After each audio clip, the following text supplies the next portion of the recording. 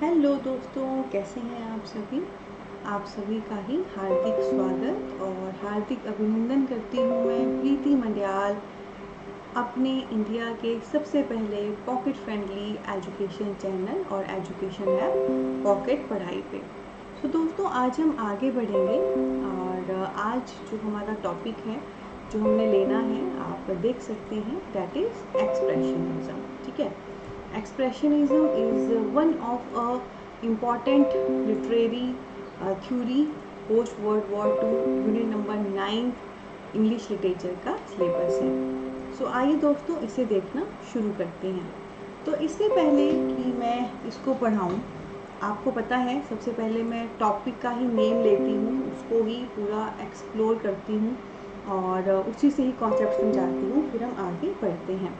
तो as you can see, expressionism ये basically expression शब्द से मिलके बना है। ठीक है, एक्सप्रेशन जैसे हम एक्सप्रेस करते हैं, हम खुद को जब एक्सप्रेस करते हैं, खुद के बारे में बताते हैं, खुद को शो करते हैं, तो वही दोस्तों हमारा एक्सप्रेशनिज्म में आता है।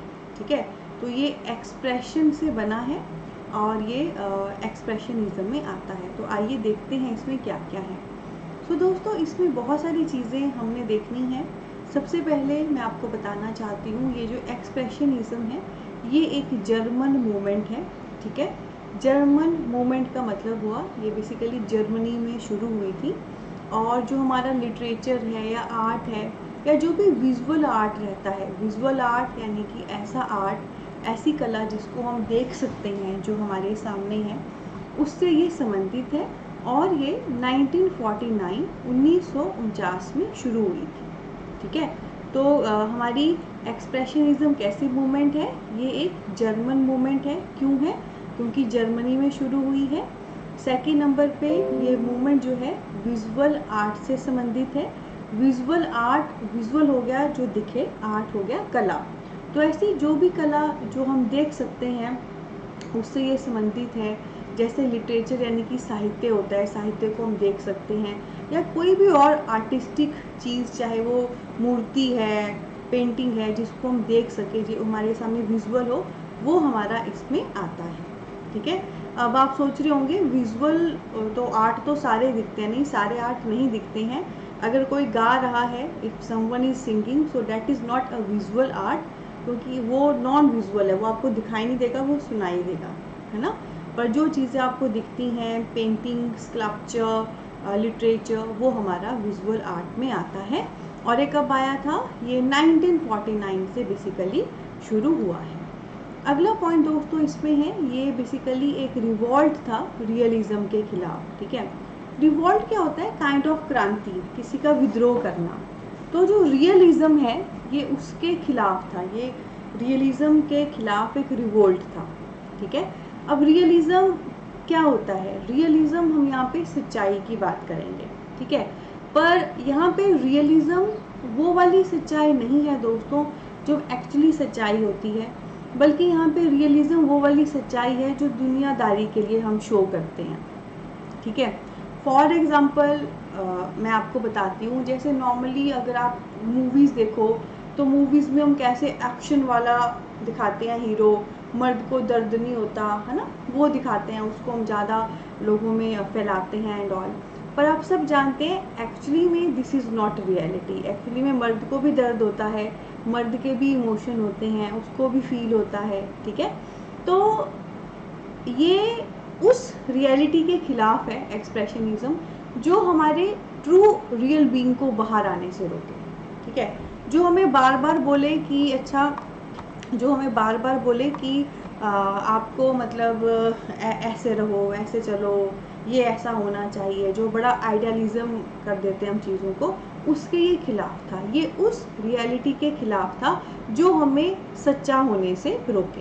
ठीक है, और ये बिलीव करता था कि ट्रूली जो हम हैं हम उसको एक्सप्रेस करें। ठीक है, ना कि समाज के प्रेशर के तहत जो हमें रहने के लिए कहा जाता है हम उसको फोकस करें। उसके बाद दोस्तों इसमें क्या फोकस था? Express truly, shift from society to soul of man. तो इसमें था कि हम सोसाइटी पे ना फोकस करें, बल्कि जो वाकई एक आदमी की सोल कहती है हम उस पर फोकस करें। तो ये एक मेजर शिफ्ट एक्सप्रेशनिज्म मूवमेंट की वजह से आया। इससे पहले हम हर चीज़ को सोसाइटी के अकॉर्डिंग, आइडियलिज्म के अकॉर्डिंग, ये ऐसा होना चाहिए, उसके अकॉर्डिंग लोगों के सामने लेकर आते थे। पर इसने वहाँ पे फोकस हटाया और इसने मेन फोकस किया कि वाकई हमारा दिल क्या चाहता है, वाकई हमारी सोल क्या चाहती है, हम उस पर फोकस करें, उसको एक्सप्रेस करें। ठीक है। और अगला पॉइंट यहाँ पे है, real protagonist is emotional, troubled, abnormal and full of modern anxiety. और इन्होंने बहुत ही हाईलाइट किया इस चीज़ को, जो हम हर बार छुपाते हैं। हमको लगता है कि जो प्रोटैगोनिस्ट होता है बेटा, मेन एक्टर, मेन हीरो, जिसके इर्द गिर्द कोई स्टोरी घूम रही है ना। तो जनरली हम कैसा शो करते हैं, किसी भी लिटरेचर में, किसी भी जगह कोई मूर्ति बनाई है तो तलवार लेके योद्धा खड़ा है, या कोई अगर वर्क है तो हीरो जी ऐसा, उसने इतनी गोलियां खा ली, ये हो गया वो हो गया। पर नहीं, इसने कहा जो रियल प्रोटैगोनिस्ट है, जो मेन हमारा पर्सन है, वो इमोशनल है, उसके भी इमोशंस हैं, उसको भी ट्रबलिंग फील होती है, वो भी एबनॉर्मल फील करता है, एंड वो भी बहुत सारी मॉडर्न एग्जाइटी से जुड़ा हुआ है, उसको भी बहुत सारे दुख हैं, उसको भी बहुत ज़्यादा गुस्सा है, फ्रस्ट्रेशन है। ठीक है। तो ये बात दोस्तों यहाँ पर है। तो इन्होंने क्या एक्सप्रेस किया ट्रूली, सबसे पहला कि हमने सोसाइटी के अकॉर्डिंग नहीं बताना व्हाट वी फील, हमने बताना actually what we feel, actually हमारी सोल वाकई क्या कहती है, हम उसको एक्सप्रेस करें। दूसरा, जो अभी तक होता आ रहा था, हर बार बड़ा हाईलाइट करना, बड़ा जंबो शेरशाह शो करना, उसको इसने नहीं कहा। उसने कहा कि भाई मर्द को भी दर्द होता है, जो भी आप इतना हाई फाई करके, एग्जैजरेट करके हीरोइज्म दिखाते हो, वैसा नहीं है, जो ट्रूली हम है उसको शो करें। ठीक है। तो हमने क्या क्या देखा, एक तो ये जर्मन में मूवमेंट आई, 1949 में आई, विजुअल आर्ट, जो भी आर्ट दिखे उससे संबंधित है, लिटरेचर, स्कल्पचर, पेंटिंग, ये रियलिज्म के खिलाफ था। पर कौन सा रियलिज्म, जो हमें झूठी सच्चाई बताता है सोसाइटी के अकॉर्डिंग। और इसने क्या कहा, एक्सप्रेस करिए वाकई जो हमारी सोल फील करती है, ना कि वो जो हमें सोसाइटी फील करने के लिए कहती है। और आगे इन्होंने कहा बहुत ही बड़ी गलती हमसे हर बार होती है, हम हर बार प्रोटैगोनिस्ट को, जो मेन करेक्टर है, उसको बहुत ही स्ट्रॉन्ग शो करते हैं, ऐसा ना शो करिए, वाकई जो है वो लेकर आइए। अब दोस्तों उसके बाद मैं आपको बताना चाहती हूँ कि जब कभी एक्सप्रेशनिज्म मूवमेंट होती है, जिसपे हम बात करें कि ट्रूली एक्सप्रेस करें जो हम फील करते हैं, ट्रूली अपनी सोल को हम आगे रखें, तो जब कभी इस प्रकार का अगर वर्क आए, इस प्रकार की मूवमेंट से संबंधित कोई भी आर्ट आए, तो कैसा होगा। तो हम स्टाइल की बात करेंगे कि एक्सप्रेशनिज्म में स्टाइल कैसा है। तो सबसे पहला स्टाइल है डिसजॉइंट सिंटेक्स। ठीक है। सिंटेक्स होता है सेंटेंस, जैसे आप कोई सेंटेंस लेते हो, जैसे मैं बोलूँ मैं खाना खा रही हूँ, तो इसमें मैं खाना खा रही हूँ, ये सारी चीज़ें मिली ना प्रॉपर, मैं फिर खाना खा रही हूँ, प्रॉपर सीक्वेंस में मिली, तो हमारे सामने ये एक पूरा सेंटेंस बना जिसका कोई ना कोई मीनिंग निकला। पर एक्सप्रेशनिज्म में क्योंकि आप ट्रूली फ्री हो, जो भी आप फील करें आप लिख दो, तो ज़रूरी नहीं है आपका सिंटेक्स सही हो, ज़रूरी नहीं है आपका सेंटेंस एग्जैक्ट हो, आपके जो मन में आएगा आप लिख दोगे, ज़रूरी नहीं है उससे कोई एक फील निकल के आए, कोई मीनिंग निकल के आए। तो इसमें जो सिंटेक्स है वो डिसजॉइंट होता है। ठीक है। सिंटेक्स यानी कि सेंटेंस, इसमें जो सेंटेंस है दोस्तों वो टूटा फूटा होता है, उसका कोई एग्जैक्ट मीनिंग नहीं निकल के आ रहा होता है। नेक्स्ट नंबर पे डायनामिक इमेजरी। डायनामिक होता है विविडनेस होना, डायनामिसिटी होना, या सिंपल कहूँ वैरायटी होना। तो जब एक्सप्रेशनिज्म के तहत वर्क आएगा तो उसमें जो इमेजरी है, जो भी आपने इमेजेस या इमेजिनेशन उसमें शो की है, उसमें आपको एक डायनामिसिटी देखने को मिलती है।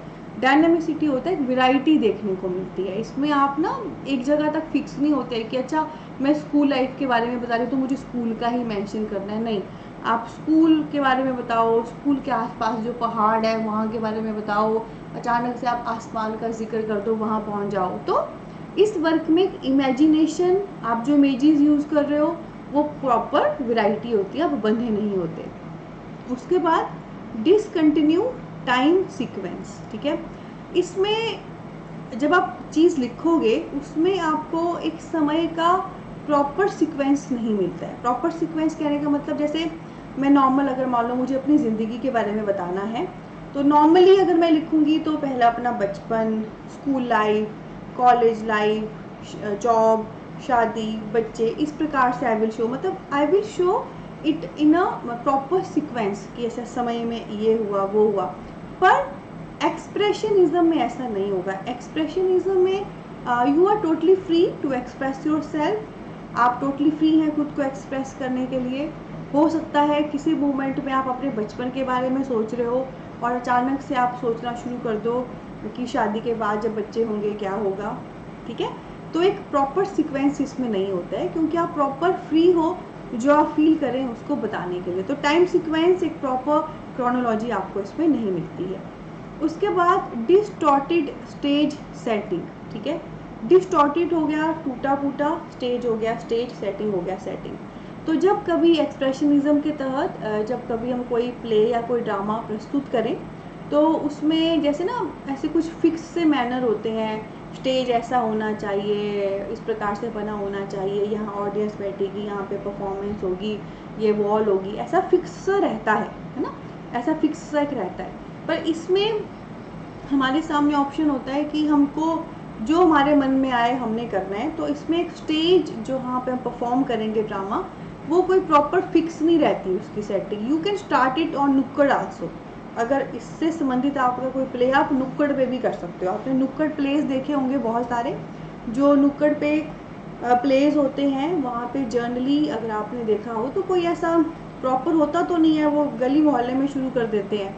ऐसा कोई ऑडियंस के लिए स्पेशल जगह नहीं होती, परफॉर्मेंस के लिए स्पेशल जगह नहीं होती, तो वैसा इसमें रहता है। उसके बाद है स्पेशल इफ़ेक्ट्स तो बाकी सब तो उसमें टूटा फूटा है, पर क्योंकि ये है दिल की बात दिल तक, तो इसमें आपको कुछ स्पेशल इफ़ेक्ट्स देखने को मिलते हैं। और ऐसा होता है दोस्तों, अब आप अगर कोई चीज़ सोसाइटी के अकॉर्डिंग ला रहे हो ना, तो आप दिमाग की बात करोगे। पर जब आप ट्रूली अपनी सोल को एक्सप्रेस कर रहे हो, दिल से कर रहे हो, तो फिर वो एक स्पेशल इफ़ेक्ट्स आते हैं। जैसे आपने एक चीज़ नोटिस की, अभी मेरी टी शर्ट देखो, पॉकेट पढ़ाई लोगों ऊपर भी दिख रहा है, पॉकेट पढ़ाई यहाँ पे भी आ गया है, ठीक है। तो ये स्पेशल इफ़ेक्ट्स आ रहे हैं क्योंकि मैं आपको दिमाग से नहीं, मैं आपको दिल से पढ़ा रही हूँ। और ये जो मेरी जर्नी है आपको पढ़ाने की, इसमें धीरे धीरे आप ग्रो कर रहे हो एज अ स्टूडेंट, और मैं भी ग्रो कर रही हूँ as a student and as a teacher both. तो ये स्पेशल इफ़ेक्ट्स हैं भाई। मैं पहले, मेरी शर्ट आ गई है पॉकेट पढ़ाई वाली, होता है दिल से करते हैं तो फिर धीरे धीरे।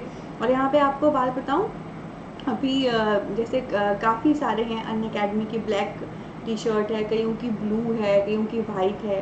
तो मेरे को रेड कलर पसंद है एंड फिर मुझे को रेड पे बनाना था, तो मैंने भी बना लिया। मेरा भी स्पेशल इफ़ेक्ट आ गया क्योंकि दिल से कर रही हूँ ना, तो स्पेशल इफ़ेक्ट आ गया, ठीक है। तो वैसे ही जब एक्सप्रेशनिज्म के तहत आपका कोई वर्क आता है, उसमें भी स्पेशल इफ़ेक्ट्स होते हैं, वो आपको दिखना धीरे धीरे शुरू हो जाता है। और स्पेशल इफेक्ट का मतलब पता है क्या है, कि ये आपको टच करेगा, आपको एक अलग लेवल पे एक्सप्रेशनिज्म से लिखा गया वर्क टच करेगा। और क्योंकि आप टोटली फ्री हो जो आप फील करें उसको लिखने के लिए या वैसी मूर्ति बनाने के लिए, तो कुछ अलग अलग यूनिक चीज़ें निकल के आएंगी। वो जो यूनिक चीज़ें हैं जो आपके दिल को वाकई सामने एक्सप्रेस कर रही है, आपकी सोल को एक्सप्रेस कर रही है, उस वजह से वो स्पेशल इफेक्ट्स आएंगे। इसके अलावा दोस्तों इसमें मास्क्ड करैक्टर रहते हैं। मास्क्ड करैक्टर क्या होते हैं कि इसको जब हम परफॉर्म करते हैं इसके तहत किसी प्ले को, तो जो करैक्टर्स हैं, जो पात्र हैं, उन्होंने मास्क पहने होते हैं, ठीक है। जैसे आपको आपने पता नहीं, मेरे को भी बोलना नहीं आ रहा, पर वो कथकली डांस है ना, कथकली केरला का है, तो उसमें आपने देखा होगा बड़े बड़े मुखौटे पहने होते हैं, है ना। तो ऐसे भी आपने देखा होगा, रेड कलर लव का प्रतीक है, वाइट कलर डिविनिटी प्योरिटी का प्रतीक है, ब्लैक कलर डेविल का प्रतीक है। तो मान लो एक्सप्रेशनिज्म के तहत एक तरफ आपने कोई गॉडेस शो की है, एक तरफ कोई डेविल शो किया है, तो गॉडेस को आप वाइट मुखौटा पहना दो क्योंकि वाइट डिविनिटी देवित्व का स्वरूप है। एक तरफ आपने कोई भूत कोई शैतान बताया, उसको ब्लैक पहना दो, वो डेविल का है। तो वो मास्क्ड करैक्टर क्या होते हैं, नॉर्मल करैक्टर, नॉर्मल कोई प्रस्तुत कर रहा है, उसी को अगर आप मास्क पहना के प्रस्तुत करते हो, तो वही वो जो ऊपर पॉइंट था ना स्पेशल इफेक्ट, वो स्पेशल इफेक्ट आ जाते हैं, क्योंकि तब चीज़ निखर के आती है ज़्यादा। नॉर्मल प्ले में तो मास्क नहीं होते हैं, अब इस प्ले में मास्क हैं, तो वो लोग थोड़े ज़्यादा रिलेट कर पाते हैं, ज़्यादा लोग इंटरेक्ट कर पाते हैं, है ना। और इसमें भी कुछ खासियत होती हैं, मतलब ब्लैक वाइट आप उस प्रकार से बांट सकते हो, ठीक है। तो ये है, मास्क करेक्टर होते हैं, इसमें मास्क लगाकर प्रस्तुति की जाती है, तो ऑटोमेटिकली वो स्पेशल इफेक्ट भी आते हैं एंड नॉर्मल प्लेस की अपेक्षा ये ज़्यादा अच्छे भी लगते हैं। उसके बाद है talks about evil in the society. तो ये बहुत ही मेजर पॉइंट है एक्सप्रेशनिज्म का कि ये सिर्फ उड़ते उड़ते फालतू की बातों पे फोकस नहीं करता। प्यार इश्क मोहब्बत is not only the topic here, but जो ट्रूली हमारे इविल हैं सोसाइटी के, उनको ये हाईलाइट करता है, ठीक है। यानी कि ये एक्सप्रेशनिज्म एक जो ड्यूटी बनती है सोसाइटी के तरफ, समाज के तरफ, उसको भी ये पूरा शो करता है। क्योंकि ये सोसाइटी में ना जैसे हमारे इविल्स हो गए, डॉरी सिस्टम है, डोमेस्टिक वायलेंस है, या कन्या भ्रूण हत्या है, मतलब ये सारी चीज़ें जो होती हैं उनको ये पूरा एक्सप्रेस करता है। तो इट्स गुड ना, नॉर्मल थीम नहीं पकड़ रहा, बल्कि वाकई वो थीम भी लेकर आ रहा है जिससे हमारे समाज को भी हेल्प मिलेगी। और साथ में दोस्तों, it is overall completely self expression. ये एक्सप्रेशनिज्म ओवरऑल कुछ भी नहीं है, जो वाकई आप फील करते हो ये उसी का एक्सप्रेशन है, ठीक है। तो ये सारा जो है स्टाइल है एक्सप्रेशनिज्म का। सबसे पहला जो सिंटैक्स है, सेंटेंस है, वो प्रॉपर नहीं होगा अरेंज, तो एक प्रॉपर मीनिंग आपको निकालने में प्रॉब्लम हो सकती है। इमेजरी, इमेजिनेशन में वैरायटी रहेगी। टाइम का सीक्वेंस प्रॉपर नहीं होगा, कहीं से भी कुछ हो सकता है। इसका जो स्टेज है प्रॉपर नहीं बना होता, टूटा फूटा जैसा मर्जी है, you can go for it. Special effects होंगे, क्योंकि दिल की बात दिल तक, तो कुछ अलग अलग यूनिक चीज़ें निकल के आ सकती हैं। करेक्टर मास्क्ड होंगे, मास्क वाले इसमें करेक्टर होते हैं, जो थोड़ा यूनिक लगता है, स्पेशल इफ़ेक्ट्स के साथ लगता है, मज़ा आता है। और इसमें जो थीम है वो सोसाइटी के इविल्स, बुराइयाँ रह सकती हैं। और ये टोटली जो है हमारा सेल्फ एक्सप्रेशन है, जो टोटली हमारा अंदर का एक्सप्रेशन है उसको ये बताता है, ठीक है। आइए आगे बढ़ते हैं। अब दोस्तों आगे मैं आपको बताना चाहूँगी, जैसे अभी हमने देखा एक्सप्रेशनिज्म क्या है, जो वाकई हमें उसको एक्सप्रेस करना, हमने इसका स्टाइल भी देखा कि जब इसके तहत वर्क लिखे जाते हैं तो किन किन बातों का हम ध्यान रखते हैं।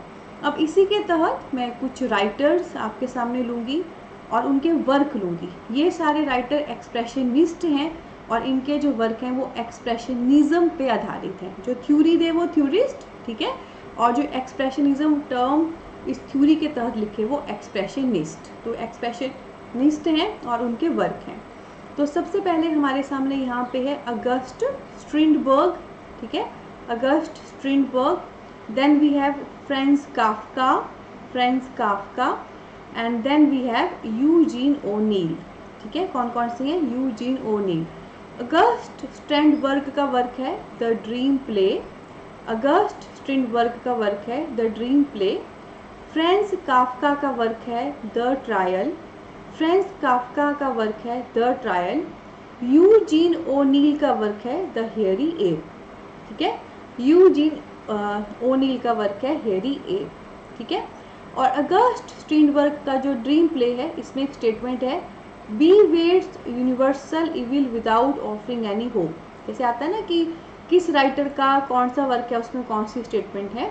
सो अगस्ट स्ट्रिंडबर्ग का वर्क है द ड्रीम प्ले, जिसमें स्टेटमेंट है, bewails universal evil without offering any hope, ठीक है। उसके बाद फ्रांज काफ्का का वर्क है द ट्रायल, जिसमें एक स्टेटमेंट है, God parcels out unmerited suffering to the man, ठीक है, God parcels out unmerited suffering to the man, ठीक है। तो ये आपने ध्यान रखना है। राइटर का नेम है अगस्ट स्ट्रिंडबर्ग, वर्क है ड्रीम प्ले, फिर फ्रांज काफ्का वर्क है ट्रायल, और फिर है यूजीन ओनील, उसका वर्क है हैरी एप, ठीक है। और अगस्ट स्ट्रिंडबर्ग का जो वर्क है ड्रीम प्ले, उसमें क्या है, bewails universal evil without offering any hope, ठीक है। और फ्रांज काफ्का के ट्रायल में क्या है, God parcels out unmerited suffering to the man, ठीक है। तो दोस्तों इस प्रकार हमारा एक्सप्रेशनिज्म पूरा होता है। पर यहाँ पर एक प्रश्न आज आपको मैं घर के लिए दे रही हूँ, ध्यान से सुनना, बहुत इंपॉर्टेंट है। मैंने अभी आपको बताया स्ट्रिंडबर्ग का वर्क है ड्रीम प्ले, और उसमें ये स्टेटमेंट है, ठीक है। पर आपने जाके चेक करना है क्या मैंने आपको सही पढ़ाया है, क्या ये जो स्टेटमेंट है ये स्टेटमेंट है ड्रीम प्ले में स्टिंट वर्क की, या ये भी एक वर्क है स्टिंट वर्क का। और वैसे ही जैसे काफ्का का वर्क मैंने पढ़ाया है द ट्रायल, और उसमें ये स्टेटमेंट है God parcels out unmarried suffering to the man, तो ये भी आपने चेक करना है वाकई इसकी स्टेटमेंट है या ये भी फ्रेंस काफ्का का ही एक वर्क है, ठीक है। तो ये आपने चेक करना है। और आपको पता है मैं आपको क्यों बता रही हूँ, ये क्यों बता रही हूँ, मुझे तो पता है कि मैंने क्या पढ़ाया वो सही है या गलत, आई नो, पर एक मैं आपको चीज़ बताना चाहती हूँ बहुत ख़ास। ऑनलाइन ना बहुत सारे सोर्सेज हैं जो पढ़ाते हैं एंड टीच करते हैं, और हर टीचर दोस्तों एक स्टूडेंट ही है, वो भी सीख रहा है, वो भी लर्निंग कर रहा है। तो मैंने बहुत सारे टीचर देखे हैं जो गलत पढ़ा देते हैं, और वो भी बहुत प्राउड के मतलब बहुत कॉन्फिडेंस के साथ, ठीक है। मेरे से भी गलतियाँ हुई हैं, आगे भी होंगी, पर हाँ मैं उसको सुधारती रहती हूँ। तो मैं चाहती हूँ कि आप कभी भी ना किसी गलत चीज़ को पढ़ के आगे ना निकलें। आप रिलाय करिए, आपको समझ आता है, अच्छे टीचिंग पे आप रिलाय करिए, वो बहुत अच्छी बात है, पर साथ साथ में चेक भी करते रहिए कि अच्छा जो ये पढ़ा रहे हैं सही है कि नहीं। और आपको पता है गूगल जिंदाबाद, उसका आप हेल्प लीजिए, ठीक है।